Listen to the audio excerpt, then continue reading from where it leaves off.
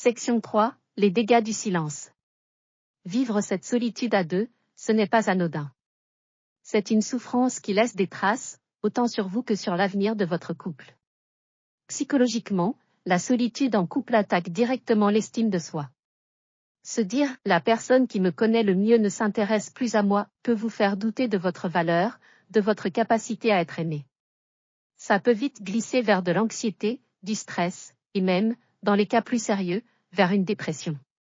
Ça peut se traduire par une perte de motivation, des problèmes de sommeil, une tristesse de fond qui pollue tout le reste de votre vie. Cette distance émotionnelle détruit aussi la confiance et la complicité. Moins on se parle, moins on se comprend, et plus on accumule les malentendus. Chacun se met à interpréter les gestes de l'autre de manière négative. Un simple oubli devient une preuve de désintérêt. Un silence devient une attaque. Cette vision négative empoisonne l'atmosphère et rend chaque tentative de reconnexion encore plus difficile. Et la conséquence finale, la plus redoutée, c'est bien sûr la rupture. Quand le vide devient insupportable, la tentation d'aller chercher du réconfort ailleurs devient forte. Ça peut être dans le surinvestissement au travail, dans de nouvelles amitiés, ou parfois, dans une liaison. Souvent, ce n'est même pas une recherche de nouveauté, mais une quête désespérée pour se sentir à nouveau vivant, vu et désiré. Si on ne s'en occupe pas, la solitude devient le véritable tueur silencieux du couple. CTA.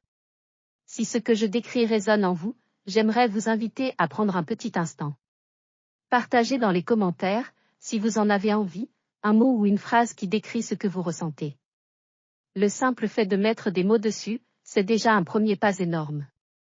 Et si cette vidéo vous aide à y voir plus clair, pensez à vous abonner pour ne pas manquer les suivantes. Section 4. Reconstruire le pont, 4 étapes pour briser la solitude. La bonne nouvelle, c'est que la solitude en couple n'est pas une fatalité. C'est un signal d'alarme. Le signe que votre relation a besoin qu'on s'occupe d'elle. Voici des stratégies concrètes pour commencer à reconstruire ce pont entre vous. Conseil 1. Brisez le silence, mais de la bonne manière. Il est temps de parler. Mais attention, pas n'importe comment. Oubliez les accusations qui commencent par « tu ne fais jamais » ou « tu es toujours ».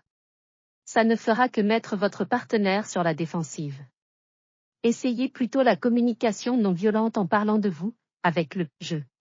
Par exemple, je me sens un peu seule ces derniers temps, et notre connexion me manque. J'aimerais beaucoup qu'on trouve un moment pour se retrouver juste tous les deux. C'est une invitation, pas un reproche. L'objectif est d'ouvrir le dialogue, pas de gagner un procès. Conseil 2. Redevenir curieux de l'autre.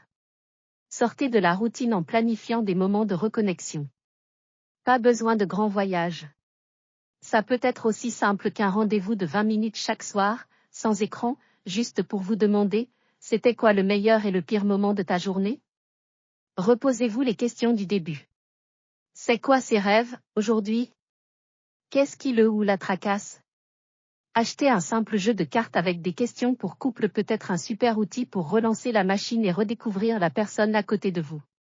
La curiosité, c'est l'antidote à la routine. Conseil 3. Osez être vulnérable.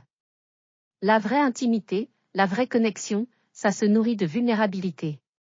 Ça veut dire oser montrer ses failles, ses peurs, ses doutes. C'est oser dire, j'ai peur qu'on s'éloigne ou, parfois, je ne me sens pas à la hauteur. En montrant votre propre vulnérabilité, vous donnez à votre partenaire la permission de faire pareil. C'est dans cet espace d'honnêteté que la confiance et la complicité peuvent renaître. Ça demande du courage, c'est sûr, mais c'est la seule.